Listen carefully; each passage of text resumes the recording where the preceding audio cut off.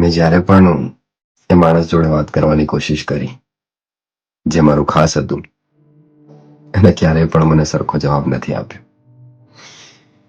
અને છતાં પણ હું કોશિશ કરતો રહ્યો અને એ દર વખતે ઇગ્નોર કરતી રહી.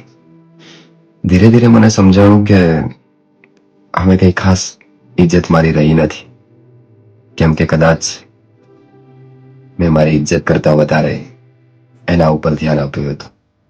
મેં એને મારું બધું માની લીધું હતું. હવે પોતાનું તો મારામાં કંઈ વધ્યું નથી, પણ સમય જતાં મને સમજાણું કે જેટલો જરૂરી પ્રેમ છે એના કરતાં વધારે જરૂરી ઇજ્જત છે. પણ હવે ખૂબ થઈ ગયું. હવે એ માણસને પામવા માટે હું પોતાને ખોવા નથી માંગતો. મને ખબર છે